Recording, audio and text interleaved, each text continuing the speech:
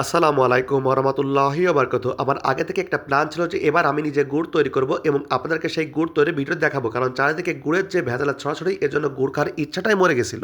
কুয়াশা ঢাকা সকালে গাছিদের কাছ থেকে পেড়ে আনা একবারে 2 টিলা রস থেকে আজকে গুড় তৈরি করব ইনশাআল্লাহ। রসটাকে সুন্দর করে আমরা ছেঁকে নিয়ে বালতিতে ঢালতেছিলাম। দেখতেই পাচ্ছেন আমরা আজ 2 টিলা রস থেকে গুড় তৈরি করব ইনশাআল্লাহ। সামনে যেহেতু রমজান মাস, তাই আমার আগে থেকে একটা প্ল্যান ছিল এই বছর রমজান মাসে আমরা গুড় কিনে খাবো না, আমরা বাড়িতে তৈরি গুড় দিয়েই আমরা ইফতার সারবো ইনশাআল্লাহ। দেখতেই পাচ্ছেন চুলাতে বড় একটি কড়াইতে আমরা 2 টিলা রসকে ঢেলে দিয়ে দিলাম। এই যে আমাদের কড়াইটা মোটামুটি একেবারে পরিপূর্ণ হয়ে গেছে রসে।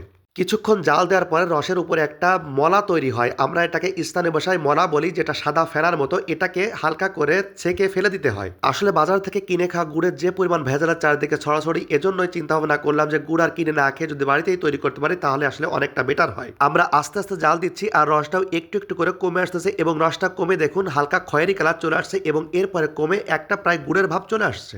খেজুরের রস সাধারণত দুই ভাবে পাওয়া যায়, একটাকে বলা হয় জিরান কাঠের রস আর একটাকে বলা হয় দোকাটের রস। 4-5 দিন পর পর খেজুরের গাছ কাটার পরে যে রসটা পাওয়া যায় ওটাকে বলা হয় জিরান কাঠের রস। এই রস থেকেই তৈরি হয় পাটালি। তারপর খেজুরের গাছ কাটার পরের দিন যখন আবার ওই গাছ থেকে রস সংগ্রহ করা হয় ওই গাছটাকে বলা হয় দোকাটের রস। এই দোকাটের রস থেকেই তৈরি হয় হচ্ছে গুড়। আমাদের রস জাল দেওয়া শেষ, এখন কড়াইতে আমরা বাঁশের খুন্তি দিয়ে বারবার এই রসটাকে ঘষতেছি এবং ঘষার পরে দেখতে পাচ্ছেন রাবারের মতো একটা টান তৈরি হচ্ছে। এই টান তৈরি হলে এখান থেকে পাটালি তৈরি হয় না, এখান থেকে তৈরি হয় একেবারে গুড়। এবং গুড়টা আলহামদুলিল্লাহ অনেক সুন্দর হয়েছে এবং এর গন্ধটাতে মনটা ভরে যাচ্ছে।